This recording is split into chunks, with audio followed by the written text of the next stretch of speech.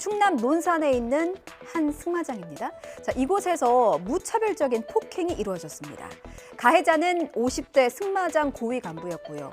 피해자 역시도 동년배로 승마장에서 일한 지 한 달 정도 된 교관입니다.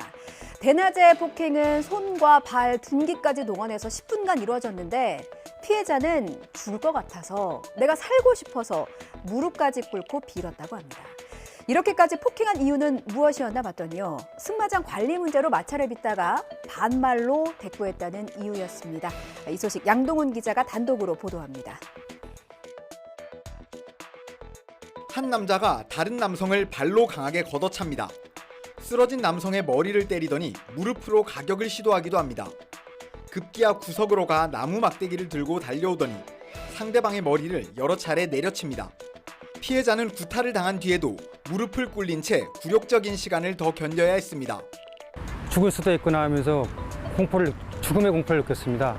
무릎을 꿇으라고 해서 무릎 꿇고 나서 빌었습니다. 잘못했다고. 죽기 싫어서. 교관생활 할 것이지 뭐 이렇게 간섭을 하려고 드느냐 뭐 하면서 저한테 막 따졌어요. 욕을 하면서 막 저한테 항의를 했습니다. 가해자는 YTN과의 통화에서 해당 사안에 대해 이야기하고 싶은 마음이 없다며 취재에 응하지 않겠다고 밝혔습니다. 지난해 광주 붕괴 참사 당시의 사진입니다. 재개발 때문에 철거하던 건물이 무너지면서 시내버스를 덮쳤고요. 9명의 소중한 목숨을 잃었습니다. 경찰이 재개발구역 조합장 그리고 정비구역 업체 대표에 대해서 사전 구속영장을 신청했습니다. 당연히 뇌물도 오갔고요. 심지어 1949년 백범 김구 선생이 광주를 방문했을 때 조성한 백화마을 정착존 폐가까지도 비리에 악용했습니다.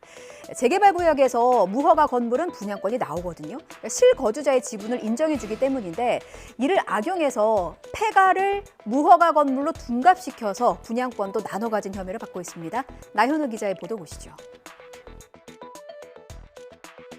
순식간에 도로 방향으로 쓰러져 버린 건물.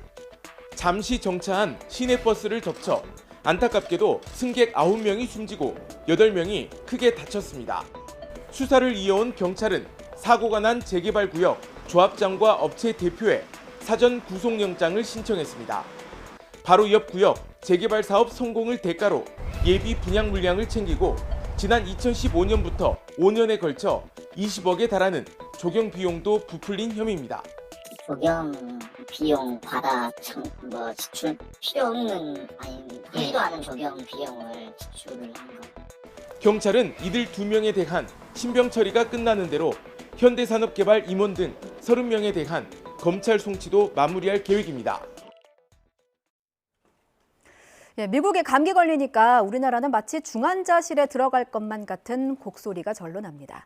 미국의 소비자 물가지수가 시장의 예상치를 웃돌면서 시장은 충격을 크게 받았고요. 이 여파는 고스란히 우리에게도 찾아왔습니다. 물가도 증시도 환율도 금리도 어느 하나 비상이 아닌 곳이 없습니다. 당장 다음 주에 열릴 미 연준의 FOMC에서는 기준금리를 자이언트 스텝, 그러니까 0.75%포인트가 아니라 울트라 스텝 1%포인트를 올리는 것이 아니냐는 전망치가 높아졌습니다. 이 여파는 또 고스란히 우리에게 오겠죠? 이 파고가 쓰나미가 되지 않으려면 무엇보다 대비가 중요합니다. 그런데 우리 정부는 얼마나 준비하고 있는 걸까요? 그리고 우리는 무엇을 준비해야만 하는 걸까요?